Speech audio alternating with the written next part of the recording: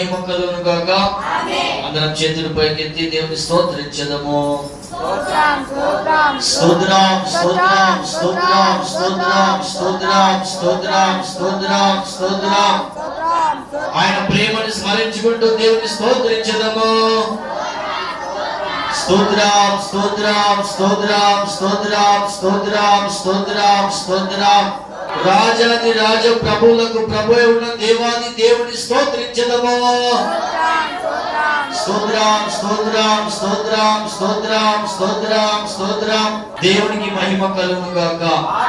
దేవునికి యుగ యుగాలు స్తుతులు స్తోత్రాలు చెల్లును గాక. ఆమేన్ ఆమేన్ ఆమేన్. హల్లెలూయా. ఆయన ప్రేమ ఈ రోజు మనకి ఎలాగా కనపరుస్తున్నాడో వాక్యానికి వెళ్దాం. స్తోత్రం. యోహాను సువార్త 8వ అధ్యాయము 1వ వచనం నుంచి చదువుకుందాం. గట్టిగా చదవండి. అందరూ తీశారు కదా? తీసిన వాళ్ళు హల్లెలూయా చెప్దామా? రైట్. యోహాను సువార్త 8వ అధ్యాయము 1వ వచనం నుంచి చదువుకుందాం. అందరూ జాగ్రత్తగా వినాలని మనం చేస్తున్నాము. ఈరోజు ఆయన ప్రేమ చూడండి. ఆయన ప్రేమ ఎంత గొప్పదో. మన ప్రేమామయుడు అంత గొప్పవాడు. మన యేసయ్య ప్రేమించే దేవుడు, క్షమించే దేవుడు, ఆదరించే దేవుడు, హత్తుకునే దేవుడు. దేవునికి మహిమ కలుగును గాక. దేవుడు నువ్వు వెళ్ళిపో అనే దేవుడు మన యేసయ్య కాదు. నువ్వు ఏడిస్తే ఆ ఏడు అనే యేసయ్య కాదు. నువ్వు ఏడిస్తే నీ దగ్గరికి వచ్చి ఓదార్చే దేవుడు. దేవునికి మహిమ కలుగును గాక. యేసయ్య ఒలీవ కొండకు వెళ్ళిన తెల్లవారగానే యేసు తిరిగి దేవాలయానికి రాగా, యేసయ్య ఒలీవ కొండ నుంచి తెల్లవారవగానే దేవాలయానికి నడుచుకుంటూ వస్తున్నాడు.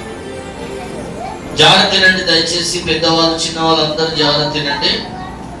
దేవుడు ఒలీవ కొండ నుంచి తెల్లవారగానే దేవాలయానికి నడుచుకుంటూ వస్తుంటే అక్కడున్న ప్రజలందరూ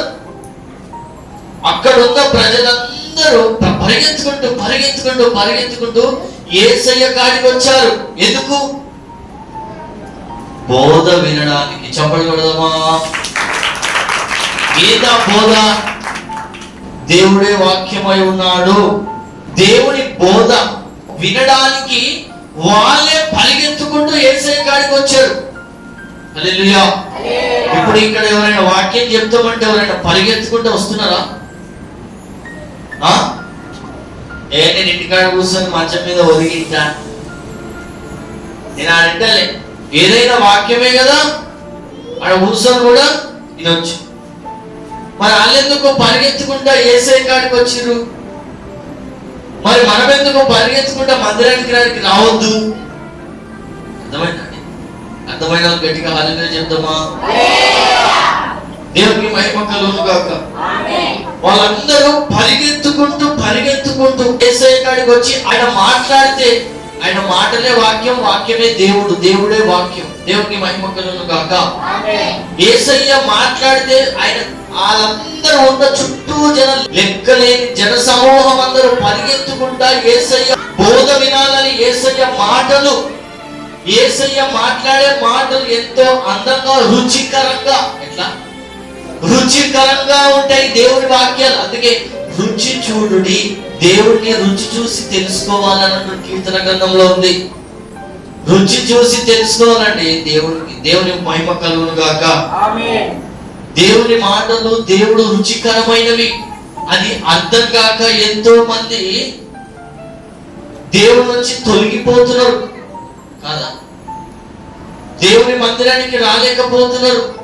అక్కడేమో జనసమూహం మొత్తము దేవుని కాడికి పరిగెత్తుకుంటూ వస్తే ఇక్కడ మందిరానికి రమ్మంటే ఎవరు రావట్లే. అంటే దేవుని రుచి అర్థం కావట్లేదు, ఇంకా దేవుని ప్రేమ అర్థం కావట్లేదు, ఇంకా దేవుని క్షమాగుణం అర్థం కావట్లేదు.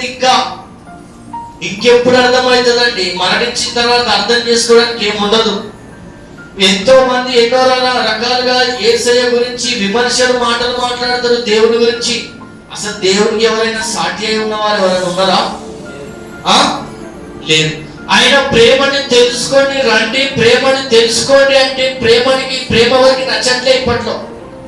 యేసయ్య మిమ్మల్ని ప్రేమించాడు, ప్రేమిస్తున్నాడు, క్షమిస్తున్నాడు. ఎంత ఘోర పాపినైనా, ఇది ఎంత ఘోర పాపినైనా దేవుడు క్షమించి ప్రేమించి దగ్గరికి చేర్చుకొని అలా రూపురేఖలు మొత్తం మార్చి సాక్షిగా నిలబెట్టడు. గట్టిగా చెప్పలు పెడదామా?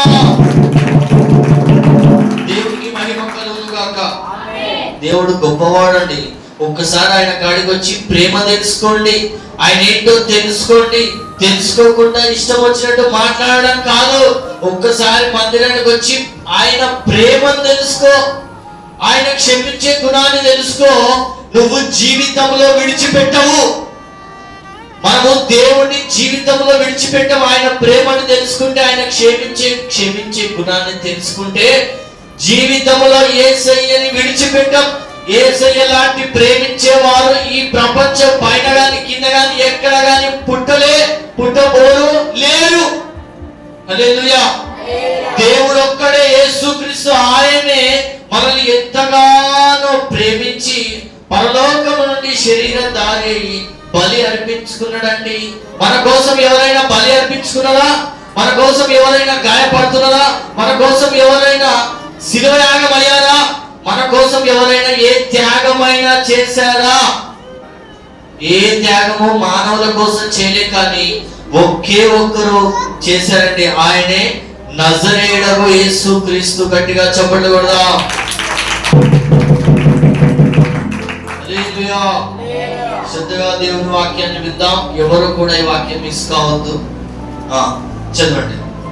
యేసు తిరిగి దేవాలయానికి రాగా, యేసయ్య తిరిగి దేవాలయమునకు రాగా ప్రజలందరూ ఆయన యొద్దకు వచ్చిరి కనుక, ప్రజలందరూ యేసయ్య పాదాల కాడికి వచ్చింది కనుక ఆయన కూర్చుండి వారికి బోధించుచుండెను. ఏమని బోధిస్తున్నాడు? ఎలా జీవించాలి, మానవుడా ఎలా జీవించాలి, ఎలా బ్రతకాలి, ఎలా పరలోకం కోసం జీవించాలి. నిజమైన దేవుడు ఎవరు? నిజమైన దేవుడు ఎవరండి? యేసయ్యనే. ఎందుకంటే వాళ్ళకి తెలియక దారి తప్పి చిక్కుల్లో పడిపోయారు.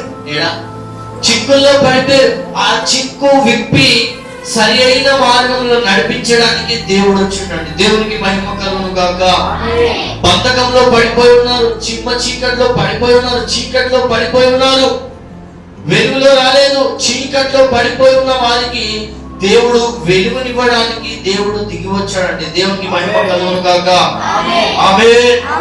దేవుడు లోకమునకు వెలుగు. ఆయనను వెంబడించు వారందరూ వెలుగులో నడుస్తారు. ఆమేన్.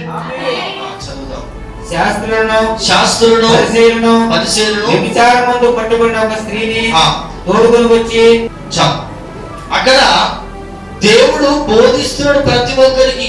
ఇలా బ్రతకాలి, ఇలా జీవించాలి, ఇలా నీతిగా బ్రతకాలి.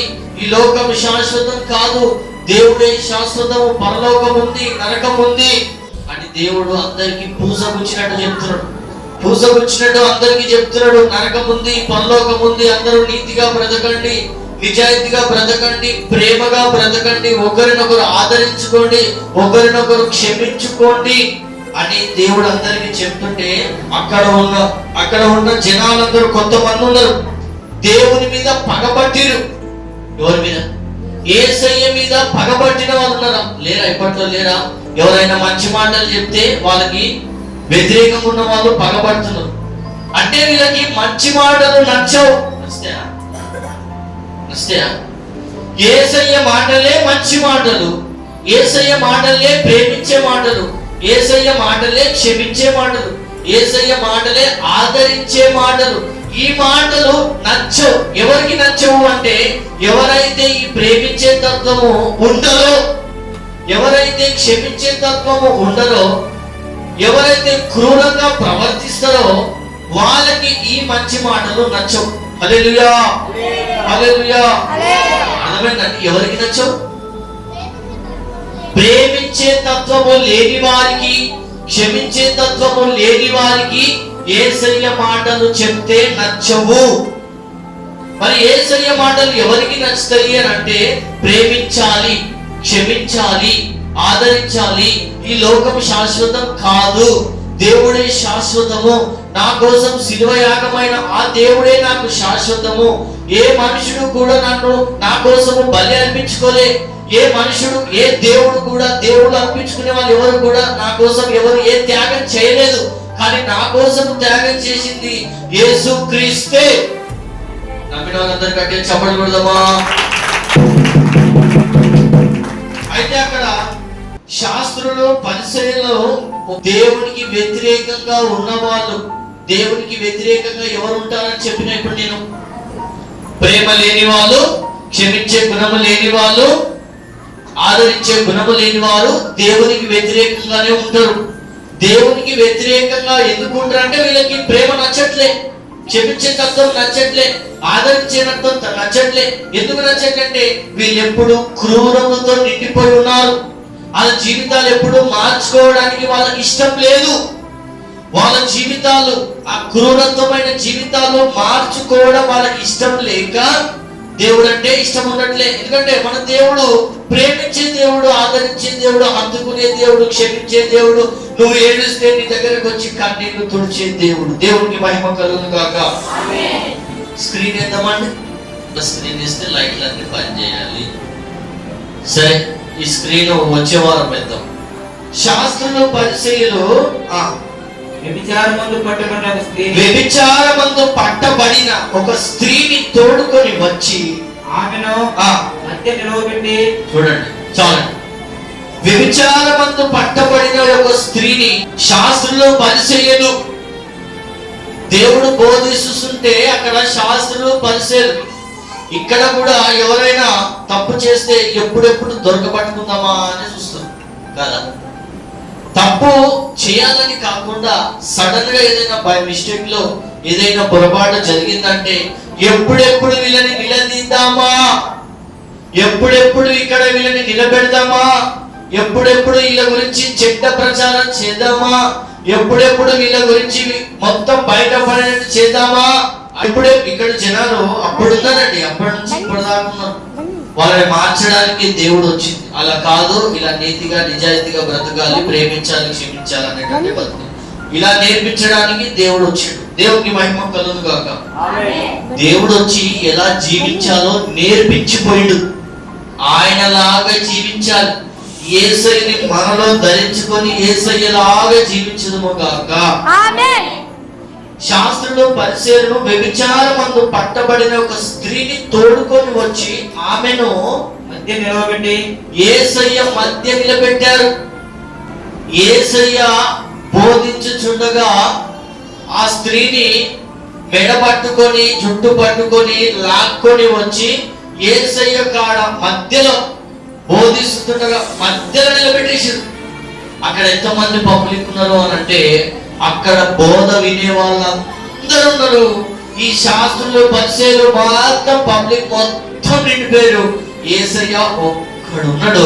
ఆ యేసయ్య కాడ ఎంతమంది ఉన్నారంటే పట్టజాలనంత పబ్లిక్ ఉన్నారు. హల్లెలూయా, దేవునికి మహిమ కలుగును గాక. పట్టజాలనంత పబ్లిక్ ఉన్నారు. యేసయ్య కాడ పట్టుకొని లాక్కుండా ఏం చేసినట్టే ఇసిరి ఇట్లా నొక్కేసినట్ట, జుట్టు పట్టుకొని లాగి ఇట్లా ఇసిరేసారు మధ్యలో. ఇదిగో ఈమె పాపం చేసింది, ఈ పాపానికి నువ్వేం మాట్లాడుతో చెప్పవు అని ఆ శాస్త్రులు, పరిసయ్యులు దేవుణ్ణి అడుగుతున్నారు. ఓని యేసయ్యని. దేవునికి మహిమ కలుగును గాక. ఇక్కడ చూడండి ఎంత అద్భుతమైన జవాబు ఉంటదంటే చెంపచెల్లుమని అనేటట్టు దేవుడిస్తాడు. దేవునికి మహిమ కలుగును గాక. దేవునితో మాట్లాడగలరా ఎవరైనా?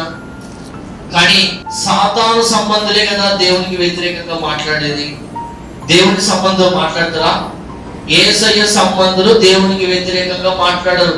సాతానుకు సంబంధించిన మనుషులే యేసయ్యకి వ్యతిరేకంగా మాట్లాడతారు. చదువుదాం. బోధకుడా, ఇదిగో ఏమన్నాడు ఇక్కడ, బోధకుడా ఈ స్త్రీ వ్యభిచారము చేయుచుండగా పట్టబడెను. అట్టి వారిని అదిగో ఏంటంట, రాళ్ళు ఇంత పెద్ద రాళ్ళు తీసుకొని రాళ్ళు రువి చంపాలని ధర్మశాస్త్రములో మోషే మనకు ఆజ్ఞాపించెను కదా. అయినను చాలు. ఏమన్నాడు ఇక్కడ? వాళ్ళు ఏమంటున్నారంటే దేవునికి యేసయ్యకి కావాలనే ఈ మాటలు మాట్లాడుతున్నారు. ఏం చెప్తాడా ఇప్పుడు కూడా మాట్లాడతలేరా? కావాలని రెచ్చగొట్టే మాటలు మాట్లాడి ఏం మాట్లాడతారో చూద్దామని మాట్లాడతలేరా? ఇప్పుడున్న మాటలు మాట్లాడతలేరా? సైలెంట్ ఉన్నవాడిని వాడిని రెచ్చగొట్టడానికి ఎన్నో మాటలు మాట్లాడని రెచ్చగొడుతున్నారు కదా. లేరా? ఇక్కడ లేరన్న వాడి చేతి చూద్దాం. మౌనంగా ఉన్న వారిని రెచ్చగొట్టడానికి అనేక మాటలు మాట్లాడే వీడు ఎంత మాట్లాడినా రెచ్చిపోతలేడు రా, వీడిని రెచ్చగొడదాం అని అనేక మాటలు మాట్లాడి మౌనంగా ఉండి వారి పని వాడు చేసుకుని కూడా అనేక హేళన మాటలు మాట్లాడి రెచ్చగొడుతున్నారు మనిషి. ఇక్కడ దేవుడు ఏం మాట్లాడతాడో చూద్దాం, ఏం జవాబిస్తాడో చూద్దామని యేసయ్యకు ఇలాంటి ఆమెను తీసుకొచ్చి దేవుడి ముంగడ పెట్టి ఏం మాట్లాడతాడో ఏం సమాధానం చెప్తాడో చూద్దామని వాళ్ళని ప్రశ్నించి ఈ ప్రశ్నించి ఇప్పుడు ఈ వ్యభిచారంతో పట్టబడిన స్త్రీని మేము రాళ్ళ తీసుకొని కొట్టి చంపేయాలనుకుంటున్నాం. రాళ్ళ తీసుకొని కొట్టి చంపేయాలనుకుంటున్నాం. మరి మీరేమంటారు చెప్పండి యేసయ్యా అని వాళ్ళు అడుగుతున్నారు. బోధకుడా ఈ స్త్రీ వ్యభిచారం చేయించుండగా పట్టబడిను, అట్టి వారిని రాళ్ళతో కొట్టడానికి చెప్పారు కదా, మరి మేము రాళ్ళతో కొట్టి చంపేద్దామా? మేము చంపేయాలనుకుంటున్నాం, మరి మీరేమంటారు అని యేసయ్యని వాళ్ళు అడుగుతున్నారు. చదువుతాం. అయినను నీవేమి చెప్పుతున్నావు అని ఆయన అడిగిరి. చూడండి యేసయ్యా మరి మీరేం చెప్తారు? ప్రభువా బోధకుడా మేము రాళ్ళతో కొట్టి చంపేయాలనుకుంటున్నాం, మరి మీరేం చెప్పాలనుకుంటున్నారో మీరు చెప్తే, మీరు చెప్పిన తర్వాత మేము రాళ్ళతో కొట్టి చంపేస్తాం అని వాళ్ళు అంటున్నారు. దేవునికి మహిమ కలుగును గాక. దేవుడు నమ్మదగిన దేవుడు అండి, గొప్పవాడు. ప్రతి ఒక్కటి పూసగుచ్చినటిలో మనుషుల గురించి రాసిండు. దేని గురించి? మనుషులు ఏమేమి చేసిరో మనుషుల గురించి ముందే రాసి పెట్టిండు. ఎందుకు రాసి పెట్టిండు అంటే ఇలాంటివి చెయ్యకూడదు అని. అర్థమైందండి? మనుషుల గురించి ఇవి దేవుడు ఎందుకు రాసి పెట్టాడు అంటే ఇందులో ఉన్న చెడు చెయ్యకూడదు, మంచి చెయ్యాలి అని రాసి పెట్టిండు. ఇప్పుడు చెడు రాయలేదనుకో ఇక్కడ ఉన్న జనాలు ఏం మాట్లాడతారు తెలుసా? ఇక్కడ చెడు లేదు కాబట్టి చెడు చేయొచ్చు అని రాసి అనుకుంటాము, చెడు చేస్తాం. దేవుడు ఇక్కడ మంచి చెడులు రెండు పెట్టిండు. ఈ చెడు చెయ్యకూడదు, ఈ చెడు స్వభావం వాళ్ళు ఇలా ఉన్నారు, ఇది నువ్వు చదివి ఇలాంటి తత్వంలో జీవించకూడదు. ఇదిగో మంచివి ఇక్కడ ఉన్నాయి, ఈ మంచివి చదివి మంచితనంగా జీవించమని రాసి పెట్టాడు. దేవునికి మహిమ కలుగుగాక. దేవుని వాళ్ళు అంటారు అయినను నీవేమి చెప్పుచున్నావు అని ఆయనను అడిగి ఆయన మీద నేరము మోపవలెనని. ఏముందడా? దేవుని మీద యేసయ్య మీద నేరము మోపవలనని ఆయనను శోధించుచు యేసయ్యని శోధించుచు కావాలనే యేసయ్యని అడిగినారు వాళ్ళు. దేవుణ్ణి చిక్కుల్లో పెడదామని ఇక్కడ కూడా ఉన్నారండి. మనుషులని చిక్కుల్లో పెడదామని కొన్ని మాటలు మాట్లాడిస్తారు. ఏ మాటలు వీళ్ళు మాట్లాడతారో చూద్దామని. లేరా? ఉన్నారు కదా తల్లి, చూస్తారా? ఉన్నారని ఎంత చక్కగా చెప్తున్నారు. దేవుని మహిమ కలుగును గాక. అవును నిజమే. ఇక్కడ కూడా మనుషుల ఎదుట చాలా మంది మాట్లాడి వీళ్ళని చిక్కుల్లో పెడదాం, మనశ్శాంతి లేకుండా చేద్దాం, వీళ్ళు మనిషిగా ఒక పని చేసుకోకుండా వీళ్ళని బాధ పెడదాం, మనసు బాధ పెడదాం, హృదయం బాధ పెడదామని మాటలతో మాట్లాడి చిక్కుల్లో పెట్టేస్తున్నారు ఇక్కడ. హల్లెలూయా. అట్లనే దేవుణ్ణి యేసయ్యని నేరము మోపవలనని ఎవరి మీద? ఆయన మీద. యేసయ్య మీద నేరము మోపవలనని ఆయనను శోధించు ఇలాగ అడిగి కావాలనే అడిగారు. చదువుదాం. అయితే యేసయ్య వంగి నేల మీద వేలుతో ఏమో వ్రాయించుచుండెను. ఏమని రాశాడు? ఎవరైనా చెప్పండి, తెలిసిన వాళ్ళంటే చెప్పండి. రాశాడు, ఏం రాశాడో చెప్పండి చూద్దాం. ఎవ్వరికి ఎందుకు తెలియదు అంటే ఇందులోనే లేదు. అక్కడ లెక్కలేని పబ్లిక్ ఉన్నారు. దేవుడు బోధిస్తుంటే అక్కడ పబ్లిక్ అందరు ఉన్నారు. ఈ పరిచయలు శాస్త్రులు అందరు ఉన్నారు. ఎందుకు తెలుసా? అసలు దేవుడు ఏం చెప్తాడో, యేసయ్య ఈ దానికి జవాబు ఏం చెప్తాడో, ఈ వ్యభిచారం చేసిన స్త్రీని ఈ చుట్టూ ఉన్న పబ్లిక్ లో అందరి ముందు నిలబెడదాము, యేసయ్య సమాధానం ఏం చెప్తాడో చూద్దాం అని వాళ్ళందరూ కలిసి ప్లాన్ వేసి తీసుకొచ్చి యేసయ్య కూడా నిలబెట్టింది. అప్పుడు యేసయ్య ఏం చేసిందంటే కిందికి వంగి నేల మీద వేలితో పెట్టుతోనా కట్టెపులతోనా ఆయన వేలుతో ఆ వేలు నేల తాకిందంటే ఆ నేల ఎంత ధన్యతను, ఆయన నడిచిన పాదములు భూమి మీద ఈ భూమి ఎంత ధన్యతను. యేసయ్య వేలుతో ఏమో ఏమో రాస్తున్నాడండి. ఉదాహరణకి ఏం రాస్తున్నాడో మనం ఊహించుకుందామా? నేను చెప్తా, హల్లెలూయా, నేను చెప్తా. ఆ వ్రేలుతో ఏం రాశాడో మనకైతే తెలియదు. మనం ఆయన ప్రేమను బట్టి ఏం రాశాడో ఊహించుకుందాం అనుకుంటే, మీలో పాపం లేనోడు ఎవడైనా ఉంటే, ఈ ప్రపంచంలో ఎవడైనా పాపం లేనివాడు ఉంటే ఈ రాయితో ఆమెకి కొట్టడ్రా అని రాసుంటాడేమో. ఏమో మనకి ఏమో అన్న రాశాడనిలే మనం ఊహించుకున్నాం. ఎందుకంటే ఆయన ప్రేమమయుడు కాబట్టి. ఎవరైనా ఇక్కడ కనుక శాస్త్రులు గాని పరిశీలు గాని అనేకులు గాని ఎవడైనా పాపము లేనివాడు ఉంటే ఆ బిడ్డ మీద ఒక మాట అనండి అని రాయొచ్చేమో ఆయన ప్రేమను బట్టి. నేను అనుకుంటున్నా, మనం అనుకుందాం, కానీ ఏం రాశాడో మాత్రము తెలియదు. అనుకుందాం ఆయన ప్రేమను బట్టి. దేవునికి మహిమ కలుగును గాక. చదువుదాం. వారాయనను పట్టు వదలక, అదిగో ఏంటంట పట్టు వదలక అంటే లేదు, చెప్పాల్సిందే యేసయ్య ప్రభువా, చెప్పాల్సిందే. ఇప్పుడు ఈ స్త్రీకి ఏదో ఒక శిక్ష పడాల్సిందే, మీరు చెప్పాల్సిందే అని పట్టు వదలక కలిసి యేసయ్యని అడుగుతూనే ఉన్నారు. కానీ యేసయ్య ఒక్క మాట కూడా మాట్లాడకుండా మౌనంగా ఉన్నాడండి. హల్లెలూయా. అట్లా కూడా మనల్ని అనేకులు మాటతో మాట్లాడి గుచ్చి సంపుతూ ఉంటే కూడా మనము మాటకి మాట మాట్లాడకుండా మౌనంగా మన పని మనము చేసుకుందాము గాక. అంతేనట్రా? ఎస్, వాళ్ళు మాట్లాడారు, మనం మాట్లాడితే వాళ్ళకి మనకి తేడా ఏముందండి? కాబట్టి మనం మాట్లాడద్దు, యేసయ్యలాగానే జీవించుదుము గాక. చదువుదాం. వారాయన పట్టు వదలక, చూడండి, ఆయన అనగా మన యేసయ్యని, వారు యేసయ్యని పట్టు వదలక అడుగుచుండగా తల ఎత్తి చూచి, ఎదిగో ఆయన తల ఎత్తి చూచి, మళ్ళా జాగ్రత్త తినడమ్మా, గట్టిగా హల్లెలూయా చెప్తామా, ఇంకా గట్టిగా. దేవుడు మిమ్మల్ని దీవించిన ఇంకా గట్టిగా, దేవుడు మిమ్మల్ని ఆశీర్వదించిన ఇంకా గట్టిగా. దేవుడికి మహిమ కలుగును గాక. కానీ దేవుడు మౌనం పాటించి ఒకటే అంతే, ఒకే మాట, యేసయ్య ఒక్క మాట సెలవిస్తే అవుట్ అంతే. ఎవడు మాట్లాడలేడు, ఎవడు నిలవబడలేడు, ఎవడు నిలుచోలేడు కూడా. రేపు మరణిస్తే తీర్పులో నిలబడతాడు, ఎవడేం మాట్లాడతాడో చూద్దాం, అంతేనా?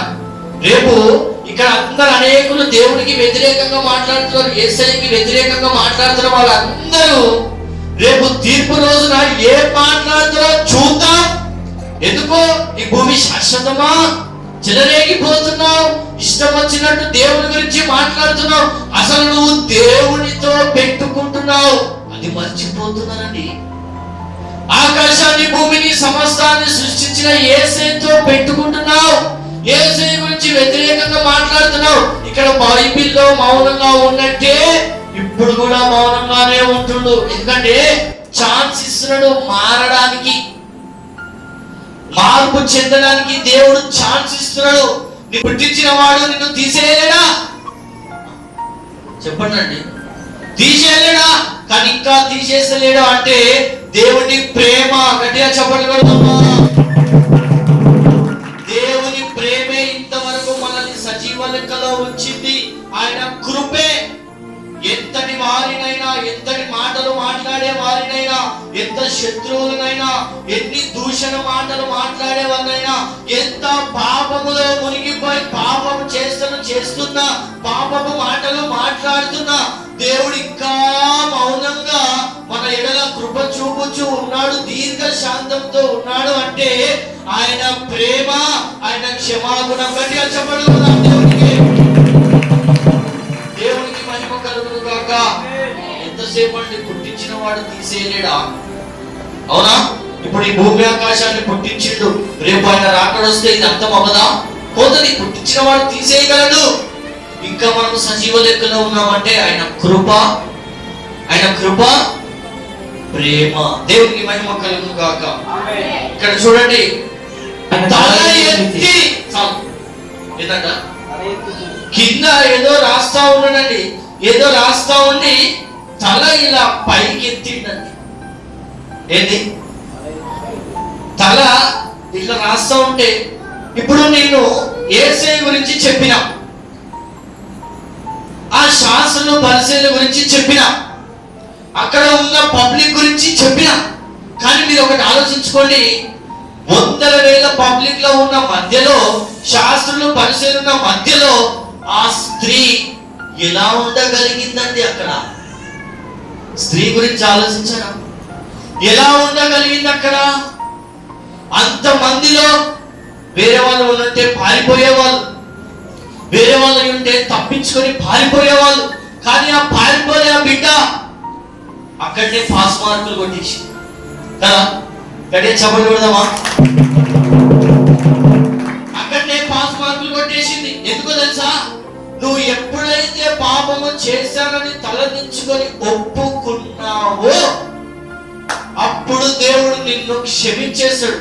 ఎప్పుడైతే నేను ఒప్పుకోలేదు, నేను చెయ్యలేదని పారిపోతావో నీకు క్షమాపణ లేదు.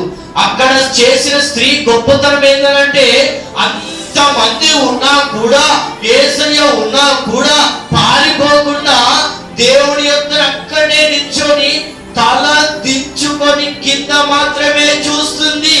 యేసయ్య ఏమి సమాధానము చెప్తాడా? హల్లెలూయా. నన్ను ఆదుకునే నాదుడు ఇంకా లేరు, నా పని అయిపోయింది, నా జీవితం అయిపోయింది, ఇక్కడితో నా జీవితం సమాప్తం, రాళ్ళతో వీళ్ళందరూ నన్ను కొట్టి చంపి వేస్తారు అని తల దించుకొని ఆ యేసయ్య దేవాది దేవుని మాట కోసము చెవులు మాత్రమే యేసయ్య కాడ ఉంచి వేచి చూస్తూ మౌనంగా ఉందండి. తలదించుకొని అక్కడ అంత 1000 మంది పబ్లిక్ లా. దేవునికి మహిమ కలుగును గాక. ఆమేన్. దేవుని మాట సెలవు కోసం, దేవుని మాట కోసం ఎవరితో ఏ మాట మాట్లాడకుండా, ఎవరి వైపు తల ఎత్తి చూడకుండా, తల దించుకొని కూర్చొని అక్కడనే ఉండి, నా యేసయ్య ఏ సమాధానము చెప్పి నన్ను రక్షిస్తాడా, నన్ను కాపాడుతాడా అని వేచి ఆయన మాట కోసం చూస్తూనే ఉంది. కానీ ఎవరి గురించి పట్టించుకోలేదా? హల్లెలూయా. ఇక్కడ జనాల మాటల గురించి పట్టించుకున్నారు, కానీ అక్కడ ఆయన జనాల మాటల గురించి పట్టించుకోలేదు. ఎవరి మాట గురించి పట్టించుకుంది అంటే, యేసయ్య మాట ఏమి మాట్లాడతాడా? దేవునికి మహిమ కలుగును గాక. ఇప్పుడు చెప్పండి, ఎవరి మాట కోసం, ఎవరి మాట కోసం నువ్వు బ్రతకాలి? యేసయ్య మాట కోసం బ్రతకాలి, యేసయ్య ప్రేమ కోసం బ్రతకాలి. ఏ మానవుడి గురించి మనము దిగులు పడాల్సిన అవసరము లేదు. ప్రతి మానవుడు నింద వేయాలనే, రాయి వేయాలనే, అవమానపరచాలనే, హేళన మాటలు మాట్లాడాలనే ప్రతి మనుషుడు ఉంటాడు. కానీ దేవుడు అలా కాదండి. మన యేసయ్య అలా కాదు. అందరూ మనల్ని విడిచిపెట్టినా యేసయ్య మాత్రము మనల్ని విడిచిపెట్టడు. అందరూ నన్ను విడిచినా నీవు నన్ను విడవనట్టివి. అబ్బా గట్టిగా చెప్పండి కదా. అందరూ నన్ను విడిచినా నీవు నన్ను విడవనట్టివి. నా తల్లియు నీవే, నా తండ్రియు నీవే, నా తల్లి తండ్రి నీవే యేసయ్యా. నా తల్లియు నీవే, నా తండ్రియు నీవే, నా తల్లి తండ్రి నీవే యేసయ్యా. అందరూ నన్ను విడిచినా నీవు నన్ను విడువనంటివి. అవునయ్యా, నమ్మదగిన దేవా, అవునయ్యా. అందరూ నన్ను విడిచినా నీవు నన్ను విడువనంటివే. అందరూ నా తల్లియు నీవే, నా తండ్రియు నీవే, నా తల్లి తండ్రి నీవే యేసయ్యా. నా తల్లియు నీవే, నా తండ్రియు నీవే, నా తల్లి తండ్రి నీవే యేసయ్యా. లోకము నన్ను విడిచినా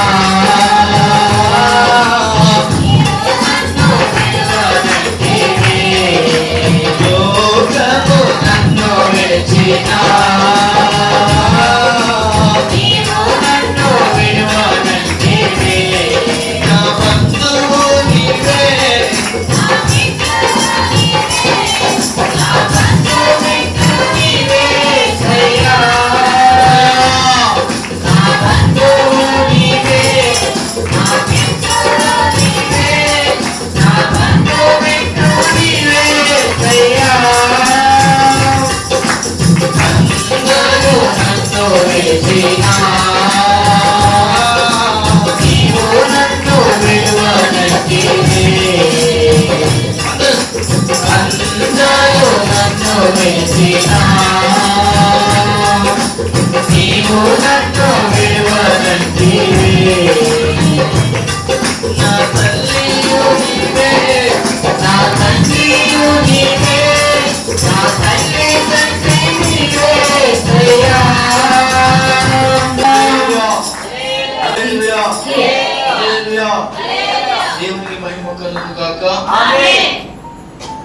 చదువు. దేవుడు అప్పుడు చూస్తూ ఏమంటున్నాడంటే, ఒకే ఒక్క మాట, ఒకే ఒక్క మాట మాట్లాడాడు. ఒకటే కథమంతా ఇంక అయిపోయి చెప్పలు చల్లమనిపించిండు దేవుడు. ఒకే ఒక్క మాట. కానీ ఈ మాట మాట్లాడే ముందు, ఈ పబ్లిక్ ఉండే ముందు మనం ఆలోచించాల్సింది ఏంటంటే, అక్కడ స్త్రీ.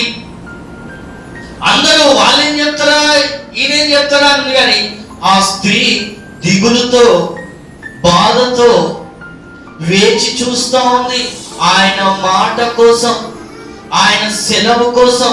మనం కూడా యేసయ్య మాట జవాబు కోసమే వేచి చూడాలి, యేసయ్య మాట కోసమే ఎదురు చూడాలి. కానీ ఏ మనుషుల గురించి మనం ఆలోచించొద్దు, లెక్క చేయొద్దు. హల్లెలూయా. మాటలు ఎప్పుడు మనుషులు హేళనంగా గుండె బద్దలైపోయేటట్టే మాట్లాడి కృంగదీసి మానసికంగా చంపేస్తారు మాటలతోటే, మాటలతోటే. అరే నాయన, చంపినా చచ్చిపోతామేమో కానీ, కొట్టినా దెబ్బలు వారం తర్వాత మాయమైపోతాయి. కానీ ఒక్కసారి నువ్వు నోరు జారి మాట్లాడిన మాటలు మనిషి చచ్చిపోయేదాకా పోవు. అందుకే మాట్లాడే ముందు ఆలోచించి మాట్లాడండి నాయన అని చెప్తాను నేను కూడా. హల్లెలూయా. ఎందుకో తెలుసా, ఒక్కసారి ఆ మాట నోట్లోంచి వచ్చిన తర్వాత నువ్వు మాట్లాడుతూ బాగానే మాట్లాడుతూ, తీసుకునే వాళ్ళది ఎట్లుంటారంటే, వీళ్ళు మరణము పొందేదాకా ఆ మాట బాణములా గుచ్చుతూనే ఉంటది. నువ్వు కొట్టు, 10 రోజులు నీ గాయం తగ్గిపోతాయి. తిట్టు, పోవు. మాటలు పోవు, తిట్లు పోవు. కానీ కొట్టిన దెబ్బలు మారిపోతాయి, కానీ మాటలు పోవు, పోవు, పోవు. అందుకే అండి, ఎవరి ఎవరిని కూడా మనం కించపరిచేలా మాట్లాడొద్దు. ఒకవేళ పొరపాటున బై మిస్టేక్లు వస్తే క్షమించమని అడగంతే. క్షమించను దెబ్బగా మాట అలా హృదయం నుంచి తొలగిపోతుంది. నువ్వు క్షమించాలంటే నీకు తెలుసా అమ్మా, ఒక మాట చెప్తా చూడండి. క్షమాపణ ముందొచ్చి ఎవరు అడుగుతారో దేవుడు వాళ్ళనే మెచ్చుకుంటున్నాడు. హల్లెలూయా. ఎందుకంటే క్షమించు అనే మాట చెప్పాలంటే గుండె ధైర్యం కావాలి, గుండె ధైర్యం కావాలి. ముందుకొచ్చి బ్రదర్ నన్ను క్షమించు ఆ మాట చెప్పాలంటే నువ్వు ఎంత తగ్గింపు తత్వంలో ఉన్నావు అక్కడే తెలిసిపోతుంది. గర్వం ఉన్నవాడు క్షమించండి, నేనెందుకు చెప్పాలి అంత సారీ, వాడే నాకు వచ్చి చెప్పాలంటున్నాడు. మనం అట్లా మాట్లాడతాం. లేదు లేదు లేదు, మొదట ఎవరైతే క్షమించు అంటారో వాళ్ళ హృదయం గొప్ప హృదయం అండి. వాళ్ళలోనే తగ్గింపు తత్వం ఉంది. ఎవరైతే తగ్గించుకొని బ్రతుకుతారో వాళ్ళే క్షమించాలి. ఒక్కసారి క్షమించిన తర్వాత నువ్వు మాట్లాడిన మాట నీకు ఉండవు. అట్లా అని చెప్పి అడ్డు ఉండి క్షమాపణ అడిగినావు అనుకో, పోతాయా తెలిసి తెలియక ఏదైనా పొరపాటు మాట్లాడితే అప్పుడు క్షమాపణ కోరుకుంటే పోతాయేమో. కానీ నువ్వు మాట్లాడతావంటే సారీ, ఇంకే అట్లయితే ప్రతి వాడు వచ్చి రెండు తిట్టి సారీ, ఇంకోటి వచ్చి తిట్టి సారీ అని అంటాడు. ఏముంది, ప్రతి వాడు వచ్చి అంటాడు. దేవుడు ఒకటేసారి ఇస్తాడమ్మా.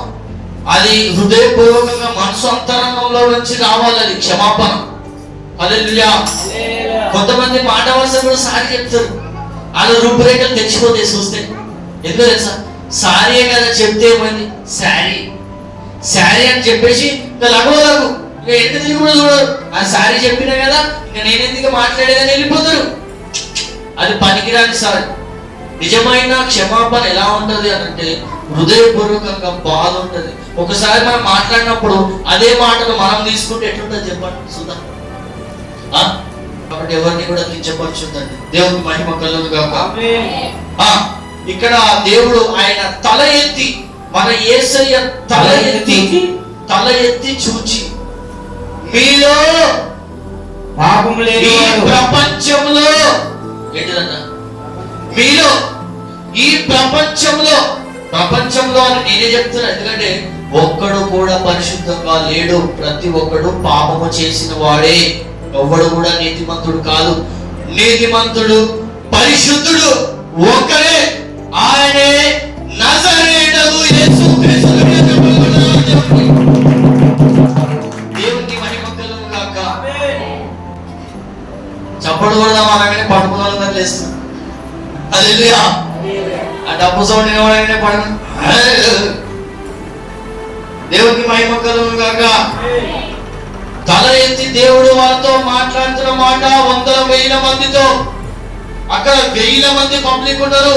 అక్కడ స్త్రీ దిక్కులేని పరిస్థితిలో, దిక్కులేని కన్నీళ్లు పెట్టుకుంటూ, నాకు ఎవరు లేరు, నన్ను ఆదరించే వాళ్ళు ఎవరు లేరని దిక్కులేని పరిస్థితిలో తల దించుకొని కిందనే చూస్తూ ఆయన, ఆ మహారాజు, ఆ యేసుక్రీస్తు ఏ మాట సెలవిస్తాడా అని ఎదురు చూస్తూనే ఉంది ఆ స్త్రీ. అప్పుడు ఆయన అంటాడు, ఆ బిడ్డ ఎదురు చూస్తుంది యేసయ్య మాట కోసము. వాళ్ళందరూ ఆ స్త్రీని చంపుదామని, ఆ స్త్రీని రాతో కొట్టేద్దామని చెప్పి ఏం మాట్లాడుతారో చూద్దామని వాళ్ళు ఎదురు చూస్తారు. ఈ మూర్ఖులు చంపుదామని ఈ బిడ్డ యేసయ్య ఏం మాట్లాడితే అదే న్యాయం అని వేచి చూస్తా ఉంది. దేవునికి మహిమ కలుగును గాక. వేచి చూస్తా ఉండగా దేవుడు తల పైకెత్తి చెప్తున్నాడు. చదువుదాం. ఆయన తల ఎత్తి చూచి, యేసయ్య తల ఎత్తి చూచి మీలో పాపం లేనివాడు. అక్కడ చూడండి, ప్రపంచంలో ఉన్న వాళ్ళందరికీ దేవుడు ఒక మాట చెప్తున్నాడు. మీలో పాపము లేనివాడు ఎవడైనా ఉంటే ఈ పరిశుద్ధిని గురించి వ్యతిరేకంగా మాట్లాడండి.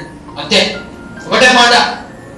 మీలో పాపము లేనివాడు మొట్టమొదట ఆమె మీద, ఆ స్త్రీ మీద.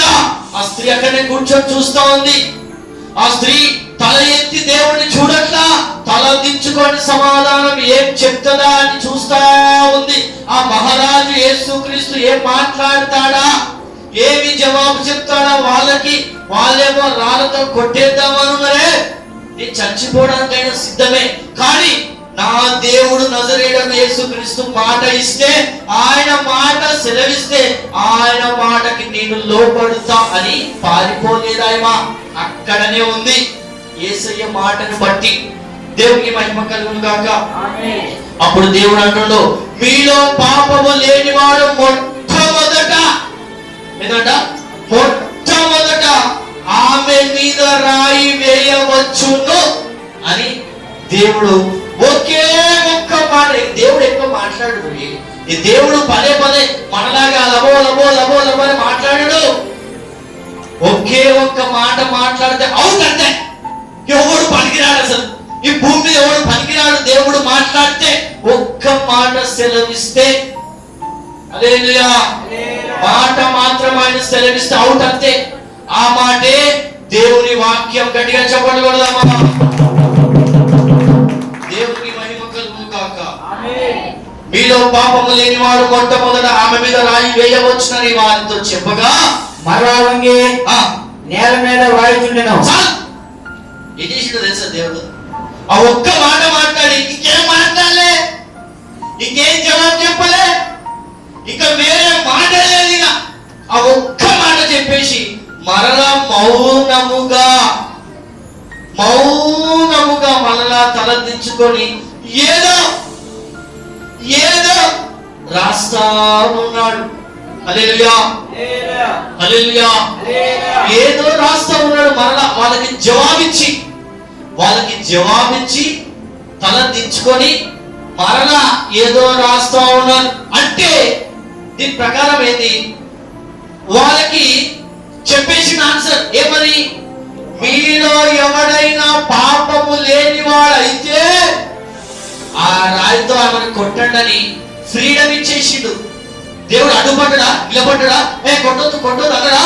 లేదు. స్త్రీ అక్కడుంది. స్త్రీ దేవుని మాటకి లోబడి తలదించుకొని ఆయన మాట చెప్పినట్టు అలానే కూర్చొని ఉంది. దేవుడు మాట మాత్రం ఇచ్చేసాడు. ఒకే ఒక్క మాట, మీలో పాపం లేనివాడు రాయితోటి ఆ స్త్రీని కొట్టండి అని మరలా సైడ్కి జరిగి వంగి ఏదో రాస్తున్నాడు. తర్వాత ఏం జరిగిందో చూద్దాం. వారు ఆ మాట విని వారందరూ అక్కడ శాస్త్రులు పరిసయ్యులు వాళ్ళందరూ, ఎవరెవరు? శాస్త్రులు పరిసయ్యులు బోధ విన 1000 మంది అక్కడ నిలబడి ఉన్నారు. వారు ఆ మాట విని వారందరూ ఆ మాట విని పెద్దవారు ముసలోళ్ళు మొదలుకొని చిన్న పిల్లవాడి వరకు ఒకని వెంట ఒకడు బయటికి వెళ్ళేది. ఒకడు బయటికి వెళ్ళి గట్టిగా వేసేది చెప్పకూడదా? దేవునికి మహిమ కలుగును గాక. యేసయ్య మాట్లాడితే ఎవడు కూడా నిలబడలేడంతే. ఆమేన్. ఎవ్వరు కూడా ఏ సమాధానం ఇవ్వకుండా పెద్దవారేమి మొదలుకొని చిన్నవారి వరకు ఒకని వెంట ఒకడు బయటికి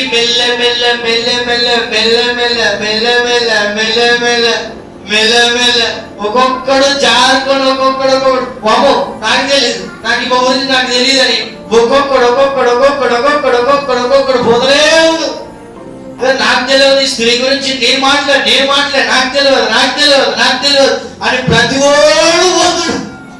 నాకు తెలియదు. హల్లెలూయా. ఇక్కడ కూడా అంతే. ఎవడన్నా వచ్చి ముందుకు వచ్చి మాట్లాడంటే వెనక కాదా? ఈమె గురించి ఏమైనా సాక్ష్యం చెప్పండి రా వచ్చి అంటే నాయన ఆడ వెనక అరే జనాలలో ముందు ఎవడో నిలబడ్డాడు అంటే ఏమో ఆ ముందున్నాడు ఏంటంటే వెనకుండి ఏడున్నాడు అంటే వాడి దేవుడు అంటే కనబడనంత దాక్కున్నాడు. దేవునికి మహిమ కలుగును గాక. అంతే. ఎవడైనా ఈ లోకంలో ఎవరి గురించి అయినా మాట్లాడినప్పుడు ఎవరైతే మాట్లాడారో తీసుకొని వచ్చి నిలబెడితే అంతమందిలో అది ఎనక నుంచి ఎనకే మళ్ళీ సమాధానం చెప్పడు, జవాబు చెప్పడు. దొంగ మాటలన్నీ, దాక్కునే మాటలు, దోపిడి మాటలు అంటే తెలుసా? చెప్పాలి. దోపిడి మాటలు అంటే ఎలా ఉంటాయి అంటే మాట్లాడినట్టు మాట్లాడాలంటుంటాయి. మాట్లాడనట్టుంటే దొరకనట్టుంటే మళ్ళా నాకేం తెలియదు. హల్లెలూయా. మాట్లాడనట్టుంటే దోపిడి మాటలు, అవి దొంగ మాటలు. కానీ యెహోవా కనులు ప్రతి స్థలము మీద ఉన్నాయి. జాగ్రత్త. చెవి యొక్కి వింటున్నాడు, కళ్ళతో చూస్తున్నాడు, కూర్చునే నిలబడే ఎటుపోయే అంతా తెలుసు ఆ పరిశుద్ధ దేవునికి. తప్పించుకోవడమా? తప్పించుకోలేదు. కాబట్టి వీరందరూ పెద్దవారి మొదలుకొని చిన్నవారి వరకు ఒకటి వెంట ఒకడు బయటికి వెళ్ళిపోయి. ఉదాహరణకి అందరూ ఒక రూమ్ లో ఉన్నారనుకో, ఆ డోర్ తీసి బయటికి కుక్కరు అన్నాడు, అందరూ వెళ్ళిపోయారు అనుకో, లాస్ట్ ఎవరు వెళ్తారు? చదువుదాం, బాగుంటుంది, చదువుదాం. యేసు అక్కడే మిగిలిన. కానీ దేవుడు తల ఎత్తి కింద చూసి, తల ఎత్తి ఆ స్త్రీని చూసి, ఆ స్త్రీ తల దించుకొని ఉండగా, ముసుకేసుకొని తల దించుకొని ఉండగా, దేవుడు మన యేసయ్య, అమ్మా వారు ఎక్కడ ఉన్నారా? ఏమన్నాడు తెలుసా? ఆ స్త్రీని అన్నాడు, ఈ లోకం అంటుంది మనల్ని నిందల పాలు చేసి వ్యభిచారము దానా అంటే, యేసయ్య అంటుండు, అమ్మా వారు ఎక్కడ ఉన్నారు? ఎవరినో నీకు శిక్ష విధించలేదా అని యేసయ్య ప్రేమతో అని ఆమె అడగగా, ఆమె లేదు ప్రభువా అని గట్టిగా చెప్పండి.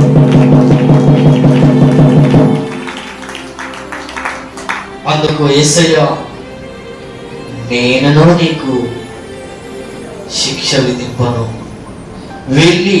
నీవు వెళ్ళి ఇక పాపము చేయకుము అని ఆమెతో చెప్పాను. గట్టిగా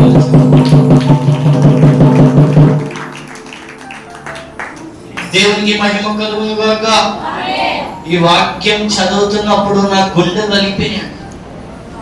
ఈ వాక్యం చదువుతున్నప్పుడు కన్నీలాగలే. ఈ మాటలో ఒకే ఒక్క మాట చంపేసింది మనిషి. ఒకే ఒక్క మాట మనిషిని చంపేసింది. ఒకవేళ మానవుడా, పురుషుడా, నువ్వేదైనా పాపం చేస్తే ఒరే పాపే అని లోకం నిన్ను నిలబెడుతుందేమో. స్త్రీ ఎవరైనా పాపం చేస్తే వ్యభిచారమైన స్త్రీ అని నిన్ను నిందిస్తుందేమో. కానీ దేవుడు మాత్రం, అయ్యా అమ్మా నేను కూడా నిన్ను శిక్షించట్లేదు అని అంటున్నాడు. గట్టిగా యేసయ్య చెప్పండి. దేవునికి మహిమ కలుగుగాక. చూడండి, అమ్మా అమ్మా అంటున్నాడండి స్త్రీని. ఇక్కడ ఈ లోకము నిందిస్తున్న జనములందరినీ, మనలందరినీ ఎంత హేళన అవమానాలు మాట్లాడుతుంటే, ఆ పరలోకమందున్న తండ్రి మన యేసయ్య దేవాది దేవుడు అమ్మా అమ్మా అని ప్రేమతో పిలుస్తున్నాడండి. దేవునికి మహిమ కలుగును గాక. హల్లెలూయా. ఇంకొక మాట చెప్పబట్టి ముగించుకుందాం. మరలా యేసు ఒక మాట మాట్లాడుతున్నాడు. నేను లోకమునకు వెలుగును. యేసుక్రీస్తు మాత్రమే లోకమునకు వెలుగు. నన్ను వెంబడించువాడు, యేసయ్యని వెంబడించువాడు చీకటిలో నడవక జీవపు వెలుగు కలిగి ఉండాలని వారితో చెప్పను. గట్టిగా చెప్పండి కొడదా. గట్టిగా చెప్పండి కొడదా. నిన్ను మాత్రమే నీవు మాత్రమే నా ధైర్యం యేసయ్యా. నీవు మాత్రమే నీవు మాత్రమే.